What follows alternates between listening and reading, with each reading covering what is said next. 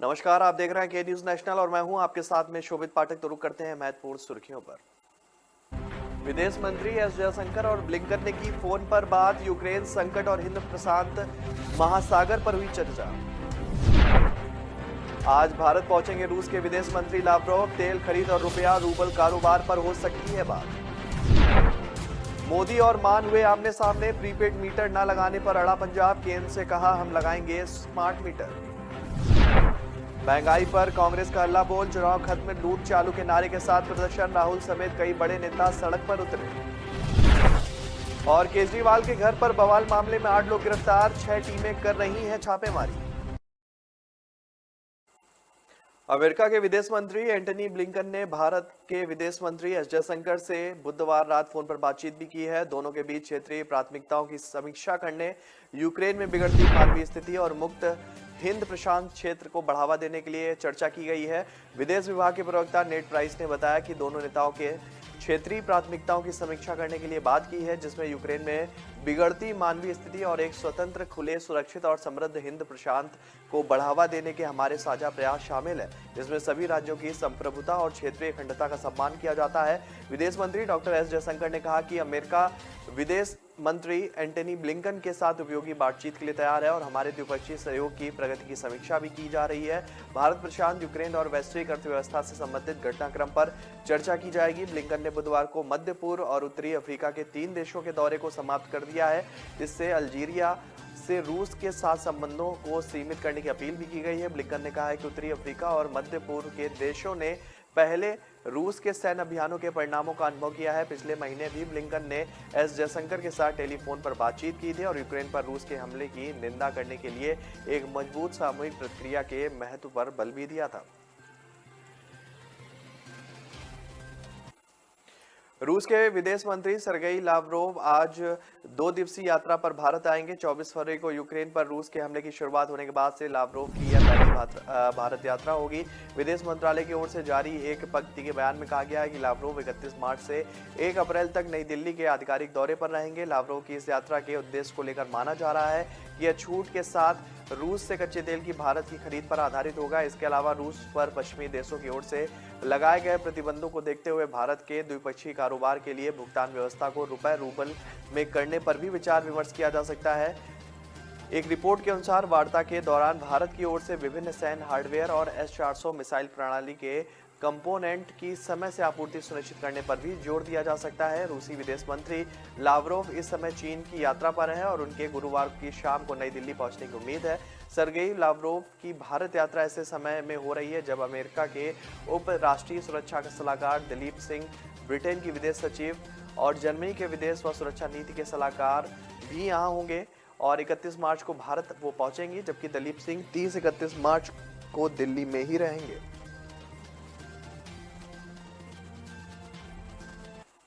Prepaid मीटरों को लेकर केंद्र सरकार और पंजाब सरकार आमने सामने है। केंद्र की चेतावनी के बाद भी पंजाब ने प्रीपेड मीटर लगाने से मना कर दिया है।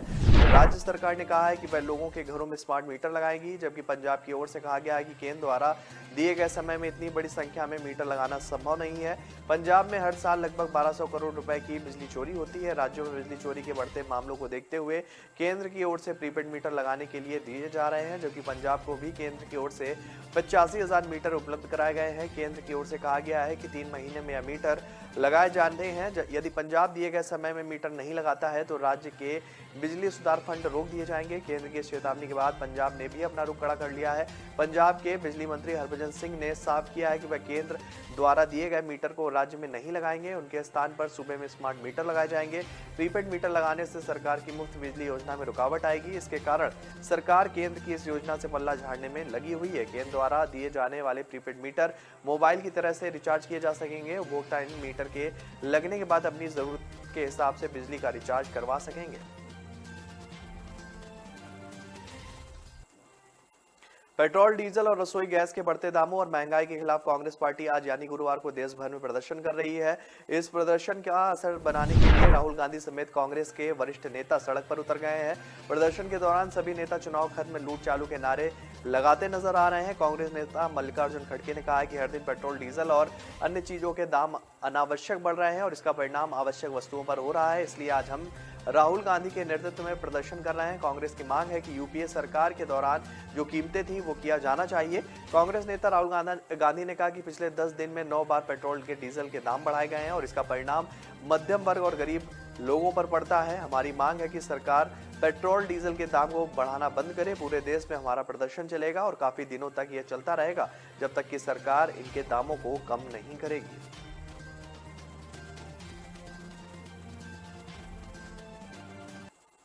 दिल्ली के मुख्यमंत्री अरविंद केजरीवाल के आवास के बाहर कल हुए विरोध प्रदर्शन के सिलसिले में दिल्ली पुलिस अब तक कुल 8 लोगों को गिरफ्तार कर चुकी है। पुलिस कुछ और लोगों की तलाश कर रही है। पुलिस की 6 टीमें छापेमारी में लगी हैं।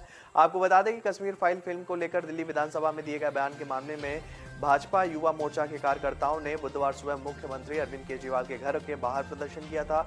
धरने और नारेबाजी के बीच अचानक कार्यकर्ता बैरिकेडिंग तोड़ते हुए बूम बैरियर तक पहुंच गए। आरोप है कि इन लोगों ने बूम बैरियर तोड़ डाला। बाद में सीएम के घर के गेट पर लगे सीसीटीवी कैमरों को तोड़ दिया गया। कुछ लोगों ने सीएम आवास के गेट पर केसरिया रंग का पेंट भी फेंक दिया। किसी तरह पुलिस ने कार्यकर्ताओं को वहां से खदेड़ा है। बाद में करीब 70 लोगों को हिरासत में लिया गया।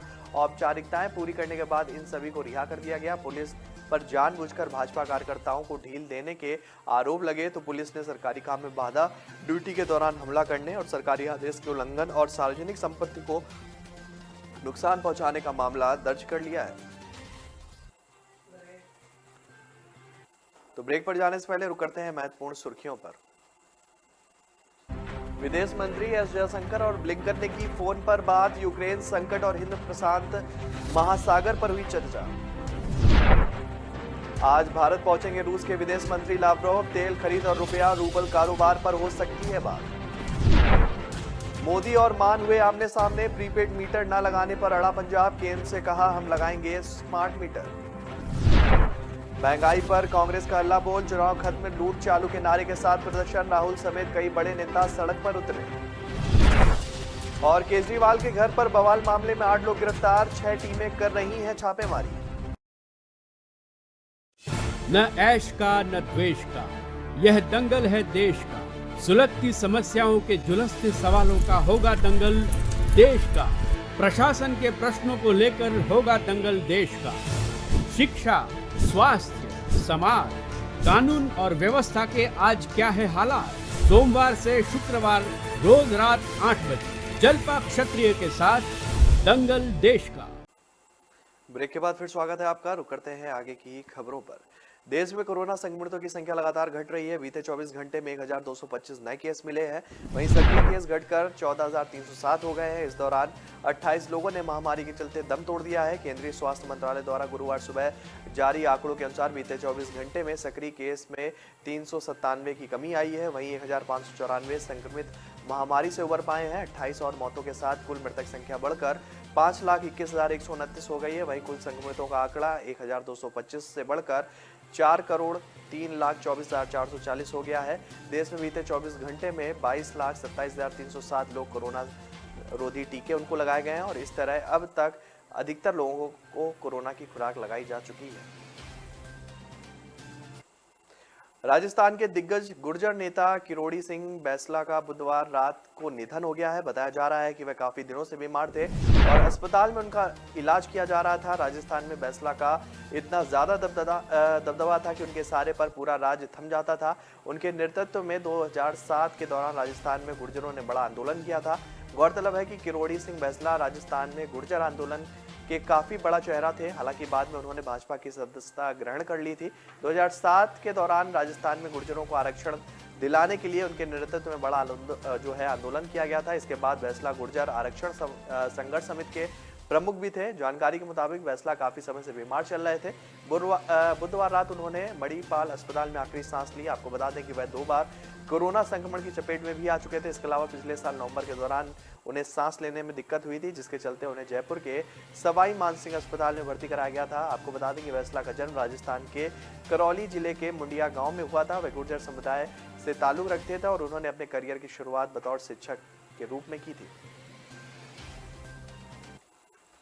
पिछले सप्ताह पंजाब से आप के 5 उम्मीदवारों के निर्विरोध चुने जाने के बाद आज 5 राज्यों के 8 सीटों के लिए राज्यसभा चुनाव होना है। इन राज्यों में असम, केरल, हिमाचल प्रदेश, नागालैंड और त्रिपुरा शामिल है। दोनों उम्मीदवार असम से चुने जाने हैं, 3 केरल से चुने जाएंगे। हिमाचल प्रदेश, नागालैंड और त्रिपुरा से एक सदस्य चुने जाएंगे। जिन सांसदों का कार्यकाल पूरा हो रहा है उनमें से असम से रानी नाराहा और रिपुण बोरा, हिमाचल प्रदेश से आनंद शर्मा, केरल से ए.के. एंटनी और श्रेयस कुमार और सोमा प्रसाद के, नागालैंड से केजी और त्रिपुरा से झरना दास लोग शामिल हैं। पुष्कर सिंह धामी सरकार 2 के शपथ ग्रहण समारोह में कांग्रेस पार्टी का कोई नेता शामिल नहीं हुआ। विपक्ष की पूर्ण अनुपस्थिति पर आम लोगों के बीच कांग्रेस पार्टी की आलोचना हो रही है। जवाब देने के लिए पूर्व मुख्यमंत्री हरीश रावत सामने आए हैं। उनका कहना है कि यदि सम्मान से बुलाया जाता तो निश्चित रूप से समारोह में शामिल होते, लेकिन सरकार की ओर से उनके प्रोटोकॉल का ध्यान नहीं रखा गया। इस संबंध में मुख्यमंत्री पुष्कर सिंह धामी को टैग करते हुए पूर्व मुख्यमंत्री हरीश रावत ने फेसबुक पर एक पोस्ट भी साझा की थी, जिसमें उन्होंने लिखा था कि मुख्यमंत्री के शपथ ग्रहण समारोह में कांग्रेस की अनुपस्थिति को लेकर टिप्पणियां हुई हैं, जो स्वाभाविक है। शपथ ग्रहण समारोह से दूरी बनाने का हमारा कोई उद्देश्य नहीं था। उन्होंने फेसबुक पर बधाई भी दी और पूरे शपथ ग्रहण समारोह को अपने मोबाइल फोन पर देखने का जिक्र भी किया है। उन्होंने लिखा कि उन्हें जो निमंत्रण पत्र भेजा गया था उसके साथ कार पार्किंग और बैठने का स्थान तक इंगित नहीं था, वह भी ऐसे समय में जब देश का शीर्ष शासक वर्ग कार्यक्रम में उपस्थित हो। ऐसे में यदि वह बिना पूर्व निर्धारित स्थान और बिना कार पार्किंग, प्रवेश द्वार पास इत्यादि के पहुंचते तो स्थिति ऐसे जो थी वो असहज हो सकती थी।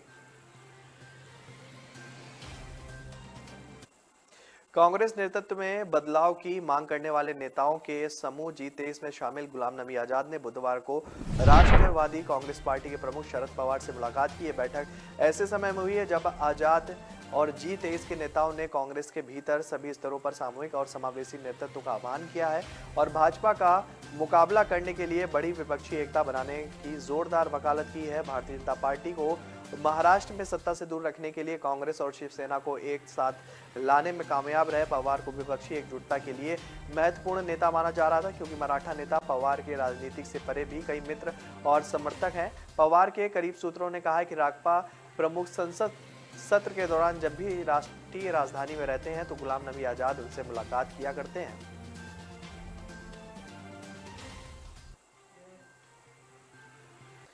तो ब्रेक पर जाने से पहले रुक करते हैं महत्वपूर्ण सुर्खियों पर। विदेश मंत्री एस जयशंकर और ब्लिंकन ने की फोन पर बात। यूक्रेन संकट और हिंद प्रशांत महासागर पर हुई चर्चा। आज भारत पहुंचेंगे रूस के विदेश मंत्री लावरोव। तेल खरीद और रुपया रूबल कारोबार पर हो सकती है बात। मोदी और मान हुए आमने सामने। प्रीपेड मीटर न लगाने पर अड़ा पंजाब। केंद्र से कहा हम लगाएंगे स्मार्ट मीटर। महंगाई पर कांग्रेस का हल्ला बोल। चुनाव खत्म में लूट चालू के नारे के साथ प्रदर्शन। राहुल समेत कई बड़े नेता सड़क पर उतरे। और केजरीवाल के घर पर बवाल मामले में 8 लोग गिरफ्तार। 6 टीमें कर रही हैं छापेमारी। न ऐश का न द्वेष का, यह दंगल है देश का। सुलगती समस्याओं के जुलसते सवालों का होगा दंगल देश का। प्रशासन के प्रश्नों को लेकर होगा दंगल देश का। शिक्षा, स्वास्थ्य, समाज, कानून और व्यवस्था के आज क्या है हालात। सोमवार से शुक्रवार रोज रात 8 बजे जलपा क्षत्रिय के साथ दंगल देश का। ब्रेक के बाद फिर स्वागत है आपका। रुक करते हैं आगे की खबरों पर।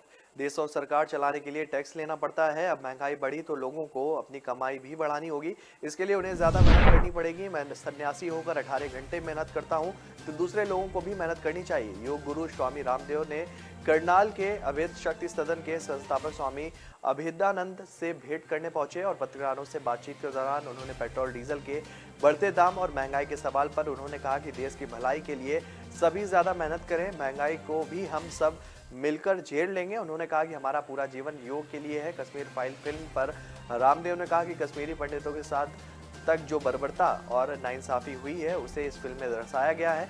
मैंने कुछ अंश देखे हैं। अब जिन लोगों ने हमेशा तुष्टीकरण की राजनीति की है, भारत के विभाजन के बीज डाले हैं या साजिश रची है, ऐसे लोग कहीं अल्पसंख्यक होते हैं तो कहीं वे बहुसंख्यक होते हैं। और इस फिल्म से सीख मिलती है कि किसी को नाइंसाफी नहीं करनी चाहिए, नहीं तो पूरी कौम या मजहब बदनाम होता है। इस फिल्म को कोसने के बजाय सभी इससे सीख लें।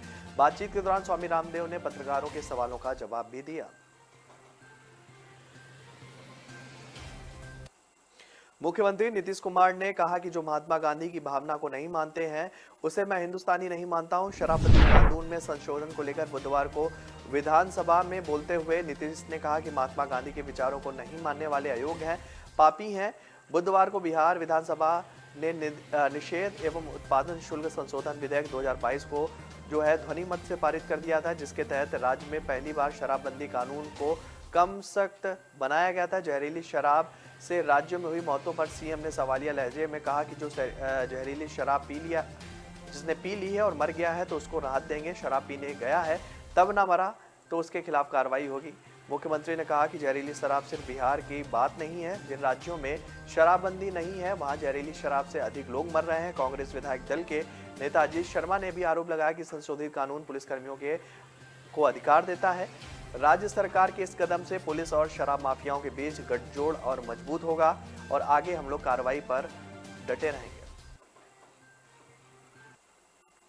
झारखंड सरकार अपने राजस्व को बढ़ाने के लिए शराब का सहारा लेने जा रही है और एक अधिकारी ने कहा है कि झारखंड सरकार जो है 3 साल में मौजूदा राजस्व संग्रह का 1800 करोड़ रुपए से सालाना 3000 करोड़ रुपए करने के लिए शराब की थोक और खुदरा बिक्री को अपने नियंत्रण में लेने वाली है। राज्य मंत्रिमंडल ने बुधवार को शराब की थोक और खुदरा बिक्री के नियमों से संबंधित आबकारी नीति में 4 बड़े संशोधन और अन्य संबंधी मामलों को मंजूरी दी है। राज्य के आबकारी एवं मद्य निषेध विभाग ने इससे पहले शराब की बिक्री को बढ़ावा देने के लिए एक खाका तैयार करने के वास्ते एक एजेंसी की सेवा ली है। राज्य के आबकारी सचिव विनय कुमार चौबे ने दावा किया है कि संशोधन से शराब की अवैध बिक्री और अधिक कीमतों की शिकायतों को रोकने में मदद मिलेगी।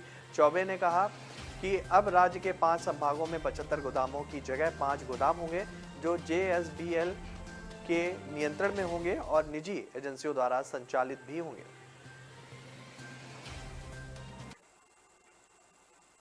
बसपा का दलित मुस्लिम गठजोड़ असर दिखाया तो पूर्वांचल की सियासी तस्वीर बदल सकती है। इस क्षेत्र की कई लोकसभा सीटों पर दलित और मुस्लिम निर्णायक भूमिका में है। बसपा ने भविष्य में इस गठजोड़ के जरिए बसपा धमाकेदार उपस्थिति दर्ज करने का सपना उन्होंने संजो रखा है। सपा अध्यक्ष अखिलेश यादव के आजमगढ़ संसदीय क्षेत्र से इस्तीफा देने के बाद यहां उपचुनाव होना है, वहां उम्मीदवार स्थानीय होगा या सफाई परिवार का, इस पर चर्चा चल रही है। इस बीच बसपा ने न सिर्फ मुबारकपुर से विधायक रहे गुड्डू जमाली की पार्टी में वापसी की है बल्कि उन्हें लोकसभा उपचुनाव के लिए प्रत्याशी भी घोषित कर दिया है।